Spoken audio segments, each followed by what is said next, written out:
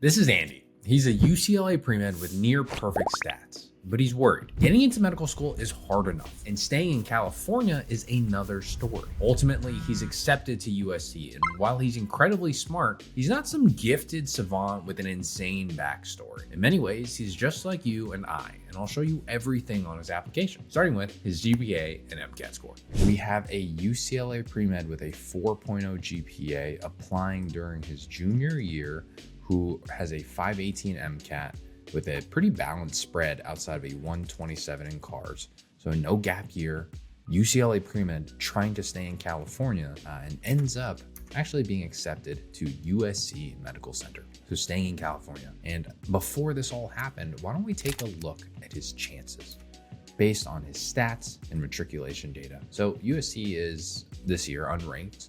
They declined to participate, but in previous years, they've been in that 20 to 30 range, right? It's a top 30, top 50 school. Their median stats are sky high, 3.91 GPA, 517 MCAT.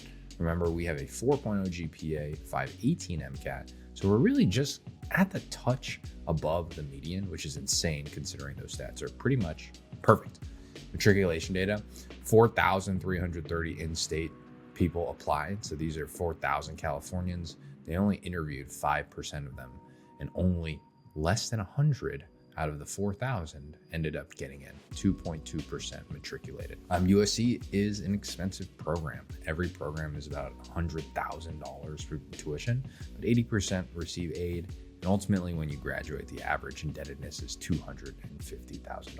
So this is USC. Let's take a look at the actual applicant and what he brought to the table. Here's your one-liner, really just summarizes the person. Location, lived in Southern California, undergraduate from UCLA. The stats are 4.0, 518, as we mentioned. If you look at table A23, you'll see that that puts you in the 12,000 pre-meds over the last 3 years. So about 4,000 every year who have these stats. And these people have an 83% acceptance rate. Remember, but that's 83% accepted to at least one school. That's not, as you could remember, the 2% acceptance rate to USC. This guy wanted to stay in California, be close to his family. So the stakes are still quite high. It's very likely that Andy will get into medical school, but he had a little bit higher aspirations than just to end up in the Midwest or far from his family in the East. His main three most meaningful activities is emergency medicine clinical research. He was a sports medicine intern. And then for a club, he was the academic chair for them. He wants to be an anesthesiologist in the future, so he'll be joining me, hopefully,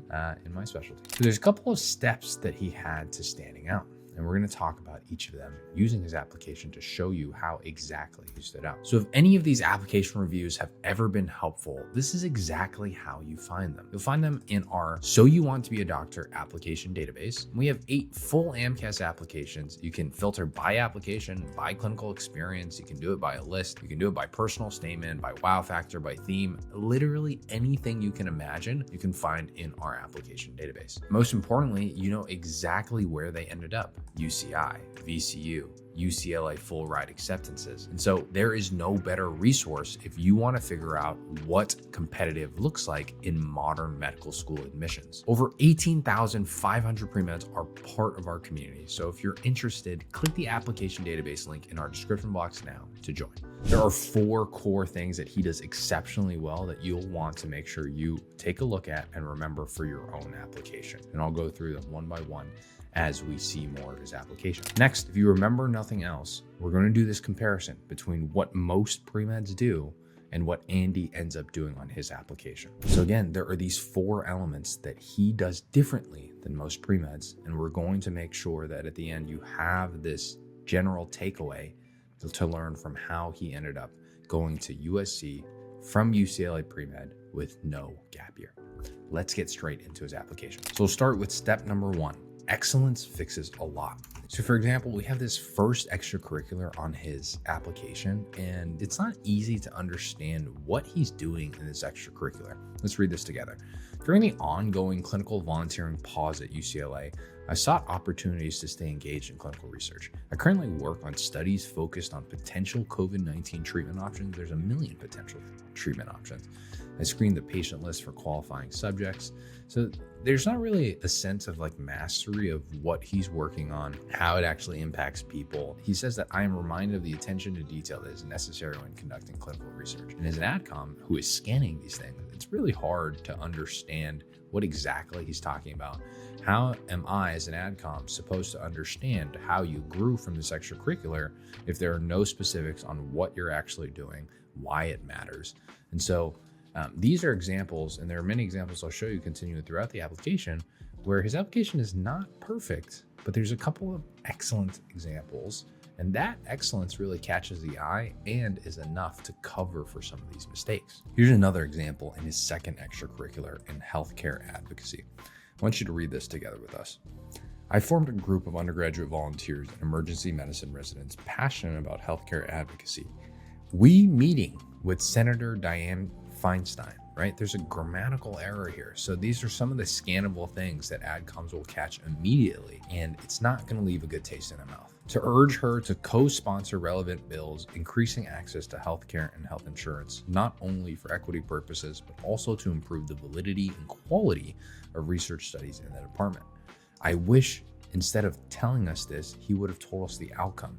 Did Senator Feinstein do anything about it? Was there increased funding? There's no sense of impact. It's bad that they met with poor grammar, but it could have been stronger if he had told us the result and the outcome. Let's look at the last concluding sentence here.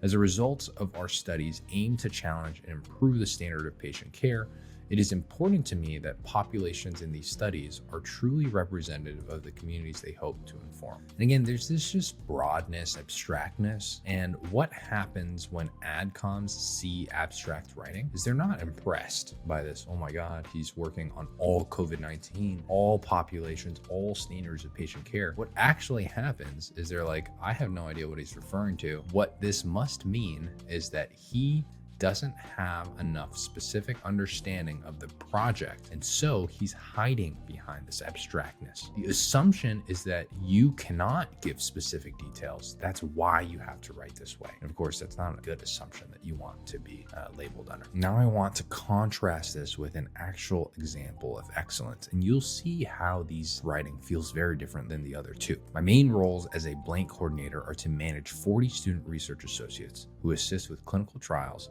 in the blank and to serve as a liaison between them and physicians. Immediately, you see 40 student research associates. He's the coordinator, right? There's specific impact here. This study aims to help physicians better determine when a CT scan is necessary for blunt trauma patients.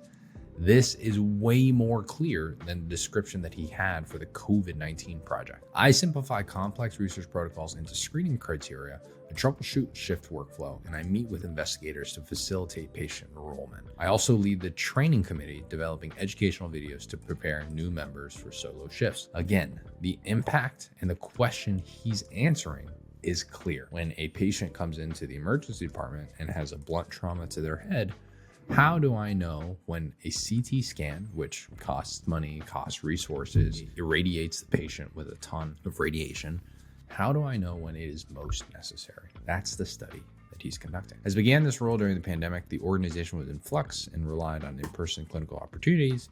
My priority was to ensure that members could still receive a quality experience, even if they worked remotely. To do so, I developed a committee to share our academic and mentorship resources to assist and inform members of the community. I also initiated a project proposal program to give members guidance for passion projects related to research and healthcare. It's extremely rewarding to facilitate projects such as a social media initiative to address COVID-19 misinformation and a public resource bank for underrepresented students, pushing the boundaries of our program past strictly research duties. So this is cool, right? This shows the reader that during COVID-19, when things were a little bit up in the air, he still wanted to push things forward. Even if it weren't research, he pivoted to do more academic, more mentorship stuff. And while I wish there was a little bit more data, like how many people use the resource bank, how many views that the social media initiative got, so that I got a sense of the impact, I could tell that it was important for him to pivot, and they did some good things. This is what it takes to separate yourself as a pre-med and be competitive for medical school. And if you're applying to medical school in the coming year or two, you don't want to make the wrong decisions. Our pre-med Catalyst students that submit their applications on time have a 100% acceptance rate. It's more than double the national average. Our results are only because we can work so closely with students. In fact, we only have spots for 4 students per month until we're full. If you'd be interested in getting into some of the strongest programs in the country, click the application cycle advising link down below now. Being a part of this organization has been integral in shaping my ambitions to pursue medicine, helping me realize that medical practice standards should be under constant review and improvement. I love this reflection, especially in the context of the first paragraph. The second paragraph is not really that relevant to this, right? But basically, this is someone who takes a question that is applicable to patients every day who go into the emergency department. And his reflection from that is that, hey, medical practice should always be getting better. As I directly assisted in interventional trials and observational studies that challenge long existing medical conventions, I gained firsthand experience of the dynamic nature of working in healthcare. It's a great sentence. The only thing I would say is it's a little wordy, right? Even reading it out loud, I had to fumble through my words a little bit. And AdComs scan. They don't read, they scan. Immersing myself in the intersection of patient care and medical innovation in real time has only substantiated my desire to incorporate clinical research into my career. A great rule of thumb for all of us who are writing is that if you wouldn't say this in real life, it's probably a little too complicated. When was the last time anyone you've ever talked to said that their work has substantiated their desire to incorporate clinical research into their career?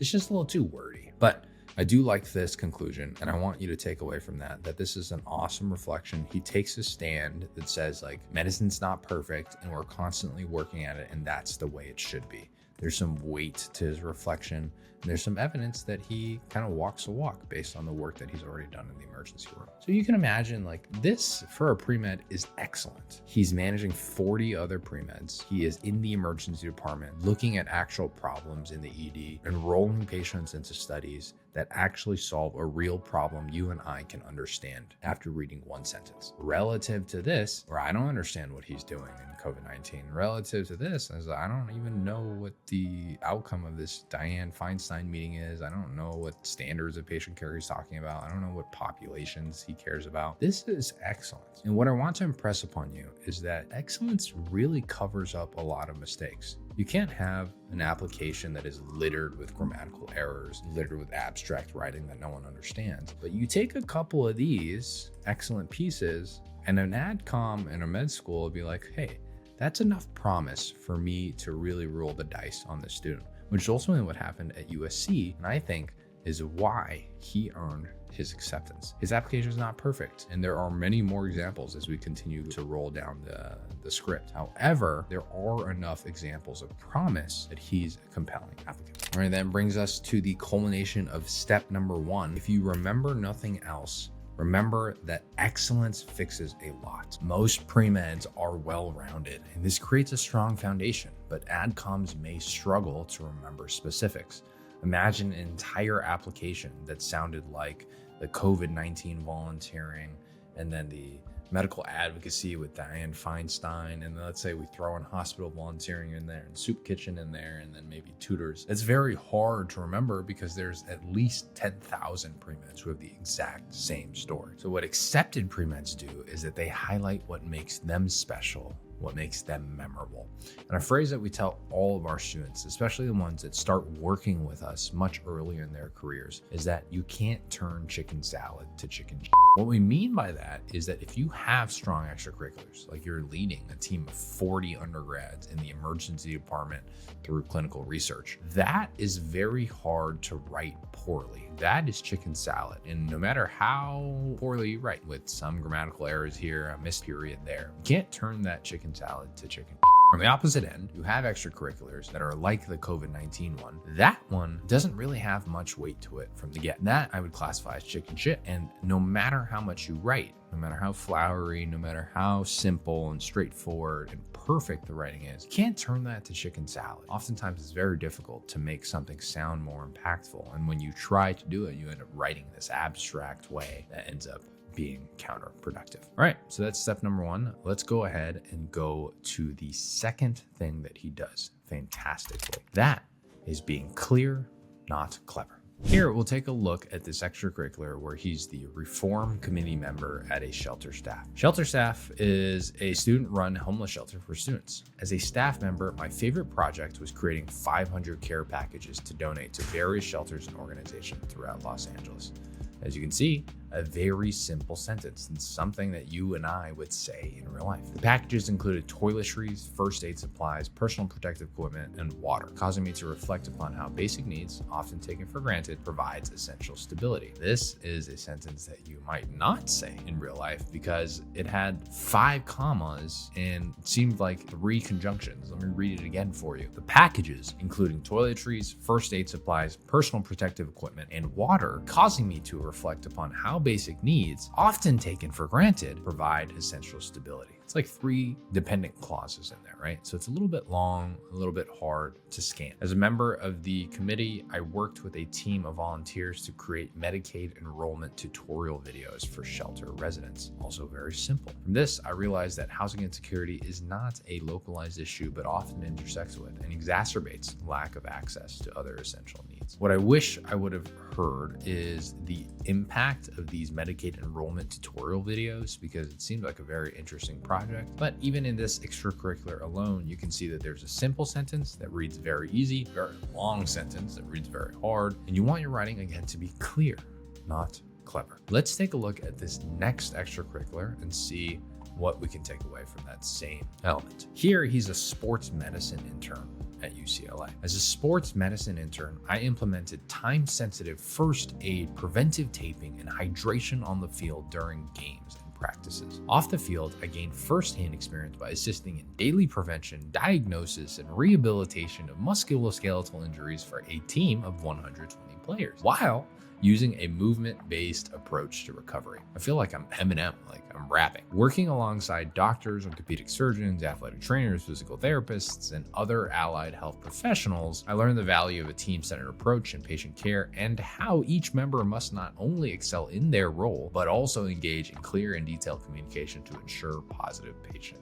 outcomes. My takeaways is that this feels very academic, not only because this last sentence was like 100 words long, but because there's just these long multi-syllabic words like musculoskeletal, rehabilitation, preventative taping, and hydration. This, you and I will read and understand it immediately. He's a sports medicine intern. He works for UCLA football. He helps them get ready for games. He helps them recover from games. He helps them train for the championships. He's a part of a team with athletic trainers, physical therapists, doctors, orthopedic surgeons, and he does what is necessary so that these Division I athletes can be ready for prime time. Isn't it so different how I'm talking about it to you as if you and I are having a conversation versus how you read it on this application? I'm not telling you to write casually like you're talking to an adcom. I don't want you to say bro and like and actually and all this other stuff, but I do want you to simplify your writing because all this is just distracting. He's a sports medicine intern. He helps them get ready for the games by doing ABC, right? That's different. I wrote here that UCLA is a Division I championship culture. Being a part of that culture is unique. It's awesome. And you don't want to distract from that. You want your writing to be clear, not clever. You want it to be Harry Potter, not Harvard Law. So as an intern, my entry-level responsibilities involve setting up practice hydration stations and storage room upkeep. As I progressed in the program, taking an active and inquisitive role in my learning experience helped me gain the trust of my supervisors and the players I was treating. As my responsibilities increased, performing pain management modalities such as ultrasound and electrical stimulation therapy, as well as designing rehabilitation plans, I was able to apply the human physiology concepts from classes to a clinical setting. Very long-winded. By understanding how to evaluate injuries in real time, I learned how medical histories, visual presentations, and mechanisms of injuries could be effectively synthesized to narrow down potential diagnoses. Again, very complicated. Imagine telling your Division I football player that you are going to take his medical history, assess his visual presentation, review his mechanism of injury, all so that you could synthesize it to narrow down the potential diagnosis of what happened to his knee. It's too much. As medical practices become increasingly reliant on technological advancements, it was refreshing to be reminded of the value and effectiveness of medical intuition in urgent situations. Remember, this is a junior pre-med who has not gotten into medical school yet. It is very odd for me to hear a pre-med say that it is refreshing to be reminded of medical intuition in urgent situations because he has not gone to medical school yet, nor graduated or is in residency. Arriving an hour before my players to set up and staying hours after practice, this is actually what I want to know about. To enter treatment data, my eyes were open to the back-end work of healthcare, which is essential for the proper functioning of a practice. College football is a high-stress, results-oriented environment. I want to know about that. And being a part of it has helped me develop a strong work ethic and time management skills. Fantastic. Like, the simpler the writing, the more I'm like, got it. I understand. This is a great piece. But the more he talks about pain management modalities and human physiology and mechanisms of injury and potential diagnoses and reliance on technological advancements and medical intuition, it's just too clever, right? It's too complex a point. We don't want that from you as an AdCom. And look, my first point is that excellence fixes a lot, but you cannot undermine the importance of strong writing. If we were to have worked with Andy is one of my colleagues that we didn't work with, but fix this writing. USC is a great school, but would he have opened up access to UCLA, UCSF, Stanford, even top 20 schools outside the country? Perhaps, right? And I can really see that there's large opportunities for improvement to simplify his message. And while his excellent stats and his excellent extracurriculars will get him into medical school, we all have different goals for ourselves, and we all want to make sure that we have the most options possible. And one way to do that is to not leave anything on the table when it comes to how well you write your application. That I'm hoping you guys see as a clear example here. So that brings us back to key number 2. Writing should be clear, not clever. If you remember nothing else, what most pre-meds do is that they have this complex writing. It's littered with metaphors and it sounds great if you have 1 hour and if you are reading it 15 times. But AdComs don't have that. They have 10 minutes and they read it 1 time. They don't even read it, they scan it. So what accepted pre-meds do is that their simple writing sings. You may read your application 100 plus times, but remember that AdComs read it 1 time and they don't read, they scan. So next we have our third element, be the man in the arena. And I think there's a couple of these extracurriculars that really show this point well. Let's start with this physician shadowing one. There's a couple of things, physician shadowing, great. And I want to just go to the paragraph here. One of the most memorable experiences was observing 2 stem cell injections. A UFC fighter was screaming in pain for the same procedure that a teenager had just breezed through. The doctor had mentioned that his heightened response was a result of not having an outlet to stop pain, like submission in a fight. It was eye-opening to see the direct impact of patient backgrounds on their psychological experience in pain. I love this paragraph because look, it's only 1 sentence, but you have this direct contrast between a UFC fighter and probably a teenager who maybe hurt his knee, hurt his meniscus during a soccer game or something like that. But Be the Man in the Arena is about bringing your reader along for the story. And there's only 2 ways to really demonstrate and convey an image. And one is through story, like this one with these details, and 2 is through data. And so when you get this UFC fighter who can't stop pain like a submission in a fight, those are very specific details that only Andy would know and only Andy could write. Every pre-med would not even be able to come up with this because they hadn't experienced this. So when you experience it, remember the details because that brings your reader along into the arena. All right, now I'm going to give you an example where it's not so clear that we're part of the arena. Here's his hospital volunteering experience. I volunteered in both the liver transplant and observation units at Ronald Reagan Hospital, assisting staff with various tasks such as answering patient call lights and delivering meals. As I accompanied patients on their hourly walks or transported them by wheelchair as they were getting discharged, I began to understand that listening and conversation are often overlooked aspects of clinical care. This is a key phrase, right? Because it makes the reader think, oh, he's going to tell me about something that he listened to or some conversation that he had and is going to be meaningful. It's almost like foreshadowing in a movie. Older patients would often tell me that talking to younger volunteers helped serve as a reminder of optimism and hope, which can be often long lost in hospital stays. As a physician, I hope to embody youthful spirit while treating patients, uplifting them both mentally and physically. See, this is an example where we're not part of the arena. I wish that he talked about how he was pushing the 2 little handles on the wheelchair for patient Richard. And Richard was telling him back in the day, 30 years ago, when he wanted wanted to be a doctor, he was in the exact same shoes. And now, 30 years later, now that he's a little bit more sick, a little bit more old, being on the other side of that wheelchair, that made him realize just how full circle life is. Something like that. That just made him realize just how meaningful his work was 30 years ago. Something like that, where it's like real specific details, like the UFC fighter who has pain with the stem cell injection. There is an opportunity here that was not taken advantage of, because here we're almost like teased. He's gonna tell us a story. He's gonna tell us a conversation. Older patients would often tell him blank. And then ultimately we get this generic kind of piece about younger volunteers, or a reminder of optimism and hope. I want you to delve deeper into your writing. What's that specific quote? What's that specific detail only you would know? Those are the things that we're looking for to really bring life into your writing. And then I'm going to sandwich this with a great example of having the reader be a part of the arena.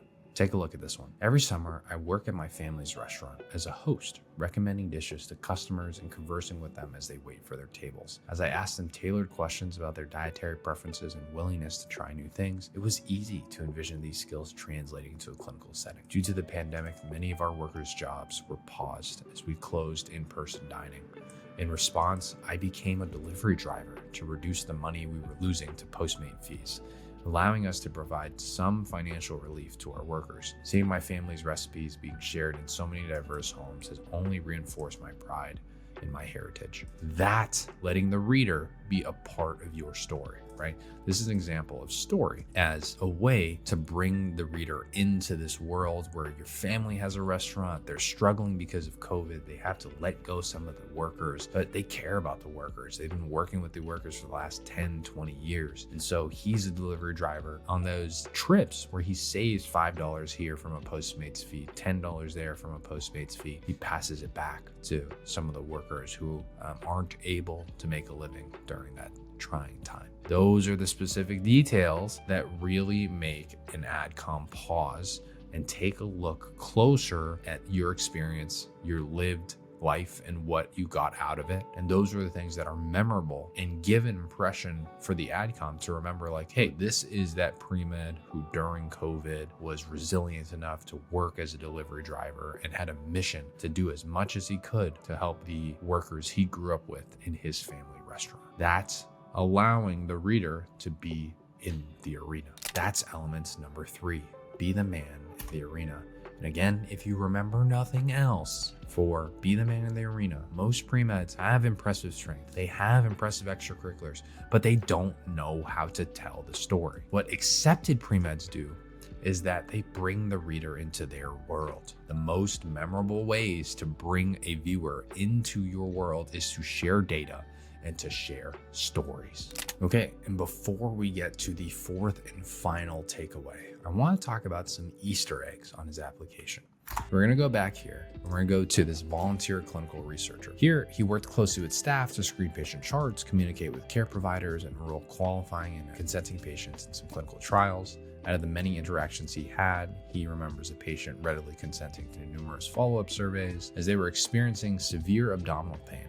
I would have expected them to be aversive to a student asking them to fill out paperwork, but as I explained the purpose of the study to them, I witnessed the ability of clinical care, clinical research to unite both researchers and patients for a common goal of improving the standard of care. I like this piece. It's straightforward, it's simple, and he makes this really pure reflection that, hey, this guy's in a ton of pain, but he's still willing to give up some of his time, his signature, his consent, so that maybe possibly the next guy wouldn't feel so much pain. I personally wish that conclusion would have focused a little bit more on the patient than the researcher or the clinical research, but really the bravery and the courage of the patient, because really that patient could have just sat there, try to get through his abdominal pain without having to engage with all this. But he listened to the consent, he gave it a real chance, and he consented to it. So an Easter egg here is that mature pre-meds write in a way where the reflection and the conclusion is about the bravery, courage, the good things that patients give us. I would have went there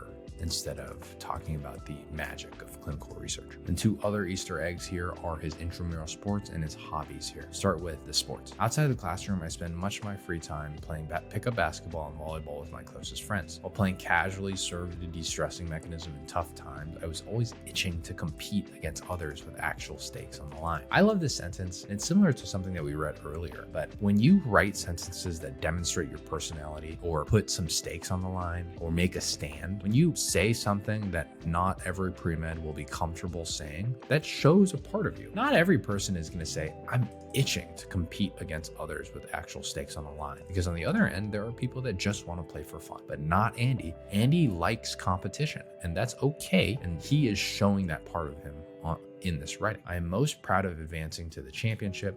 Being the captain of the team, I had to manage disagreements while promoting chemistry. As we improved from quarter to quarter, developing into a gritty and effort-driven team, I was reminded of the value of cohesive teamwork in high-stress moments. So even in a basketball, extracurricular, hobby context, you can start flashing these parts of your personality. Maybe you're extremely disciplined and you want to talk about it through weightlifting. Maybe you're extremely fun and charismatic and you want to talk about all the dinner parties that you hosted. Or maybe that you are just the students of the late, great Kobe Bryant and you're really competitive and you want to show that. Put those things in your writing because adcoms notice that when they scan. They notice, oh, this person's not like your bland, standard, mediocre, generic, level 0 pre-med robot. This person has life and character and personality. And some of those sentences are the reasons they feel that way. Let's close with this hiking Easter egg. Hiking provides me with a valuable separation between work and rest, allowing me to stay active while serving as an avenue for deep conversations with my friends and family. Often after hikes, I enjoy cooking joint meals, a hobby I picked up from working at my family's restaurant. Lifting the spirits of those you cook for is an experience that never gets old. Here's another personality sentence. Not everyone will say this. Only people who have cooked often, who've experienced sharing food with other people will be able to say that. I know that I cannot say that because I don't cook, and I don't cook for other people because my cooking is terrible. I find a lot of joy when the Chipotle worker gives me double chicken. That is my goal in life, is to just get as much chicken in the Chipotle bowl. And so these sentences are just really nice and really awesome way to show parts of your identity and character. Because again, not every pre-med will say it. It's going to take a lot of work to look and reflect at your own identity and figure out, whoa, what are the parts that are easy for me, that may be difficult for other people, or fun for me, that may be not so fun for other people. Those are the unique parts of your identity that you think are normal because you live with yourself every single day. But taking a look, maybe asking your friends, asking your family, and reflecting on what makes you special, those are the things that you want to inject into your writing. While I know that opportunities to hike and cook with friends and family will go scarcer as I get older, I'm truly passionate about finding ways to stay connected with those I love, even from a distance. This is like a very mature reflection, right? He recognizes that after he graduates high school, after he graduates college, goes to medical school in a different place, goes to residency in a different place, it becomes a little bit harder to stay close to the people he loves. So it's important to him though. He's trying to continue to find ways to stay connected. My personal favorite way is through friendly competition in our fantasy football and basketball leagues, which I manage annually. I just love this entry, right? And I want everyone who's reading this to take pages out of Andy's book. He's a genuine guy, some guy that you can truly imagine talking to on the street, having as a classmate in your medical school curricula. And it's because this writing is so casual. The other 12 extracurriculars that we read did not give this impression. And so we want more of our writing to feel like that, like I'm a great student. I'm going to be very coachable. I'm going to be a great friend. Eventually, when I lead my own clinical teams, I'm going to be a great leader. And those qualities are only conveyed when the writing is simple, when the writing is clear, when you tell stories and tell details that are only privy to you. That's how you present an application that really shows all of you and maximizes your odds at getting into medical school at the same time. All right, that brings us to our fourth and final takeaway here: partner, not hero. And here we see that most in our personal statement. So we're going to read this together and analyze some of the key parts of this personal statement that really convey this really strong understanding of what it is to be a physician. As I blocked Will's spike attempt for the first time, I felt an instant adrenaline rush on a sizzling June afternoon. As scrawny 14-year-old Will and I would practice every day that summer, determined to make the volleyball team. But as I tried to get medically cleared, my mom fretted over my decision to play. I was born with a hole in my heart, but while the lesion in my heart healed itself within the first 2 years, as a parent, my mom never stopped worrying. This is a great example of being a man in the arena. This small snippet of my medical history dominated every physician interaction I had, especially physical exams with my pediatrician. Even as he did routine procedures, from listening to my heart to checking my blood pressure, my mom would be visibly distressed. He never judged my mom for her endless questions. He would respond with nothing but patience and empathy, explaining to her the nuances of my previous condition and reassuring that a heart-healthy diet and exercise plan would get me on the court. What I love here is this is a great example of all the details, all the stories, all the specific quotes, all the specific conditions, all the specific stories between Will and him as scrawny 14-year-olds trying to make the volleyball team. An experience that a lot of us can resonate with. That description allows the reader to come into your world. So we already talked about that element there, be the man in the arena, and that's a great example of it. On top of that, though, I want you to appreciate the role that his pediatrician plays. His pediatrician is not the hero in the story. He's a partner with his mother, a person who is infinitely patient, answers any question, no matter what. Remember, these guys are 14 years old, and presumably this is a pediatrician that's been with him since his hole in his heart was diagnosed while he was a kid. That's 14 years. Every year, his mother asking, can he walk? Can he run? Can he play sports? And I just love how this description, most pre-meds would have painted this doctor as a hero. He knows all the answers, explains the pathophysiology. He is above the anxiety, above the fear. But no, he is a part of the team. It's patience, it's empathy, it's answering the questions. The doctor routinely followed up on my health outside of the clinic, returning my mom's message even on his off days. As eager as I was to join Will and my other volleyball friends on the court, Dr. Blank was an unexpected teammate, but perhaps one of my most meaningful ones. The intentional relationship he fostered with my mom and I demonstrated what it meant for a physician to support their patients, to truly be a part of their team. This is really important because so many pre-meds start their personal statements with an emergency medicine situation or a surgeon situation where they come in, they save the day, and they exit stage left. But here, this is a person who's routinely involved in your life from the beginning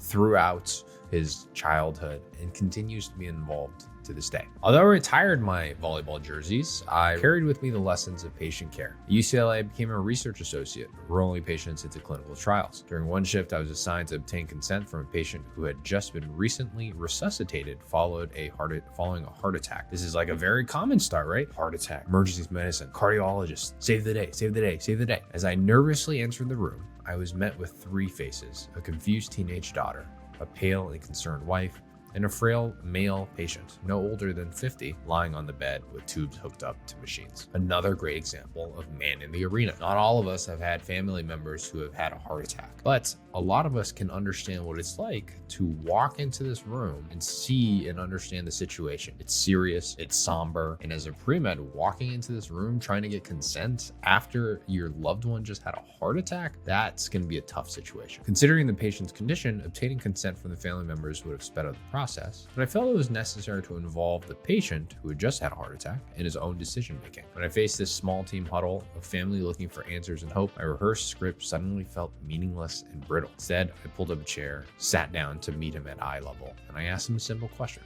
How are you feeling? I saw his tired eyes widen the realization that I had come to his room not just for a signature, but to listen. It was only after he relayed the account of his heart attack that I began to explain how we could already test his already drawn blood to help him avoid a future incident. He walked out of the room with the signed forms, felt grateful to have been part of the team, even if just for a moment. There's that team motif again, right? I learned that in the toughest of times, being a true teammate to your patient involves compassionate listening just as much as medical innovation and scientific knowledge. This is one of my favorite paragraphs in this entire application because, again, I've read thousands of pre-meds that go the opposite way, that go, oh my goodness, he just had a heart attack, but look at our fantastic science and our fantastic medical innovation, and it's just so fancy, and it's just so cool, and it's just so life-saving, and the patient is almost secondary. Here, the patient and their family is up front. They are the star of the show. I don't really need the signature. If I come in and I leave without the signature, it's okay, so long as the patient feels like they're at the center of their own health journey. I wrote here that it's pure, it's simple, it's a touching intervention in a very vulnerable time. And I will say, there's not a lot of people, much less pre-meds, even people, my own colleagues, even people above me, senior to me, attendings. There's not a lot of professionals that can walk into a room where a patient has just had the scariest moment of their life and have a true conversation and ultimately get consent for a procedure. To be doing this as a pre-med, and to be doing this, I undoubtedly more than one time, because all of his study, I imagine,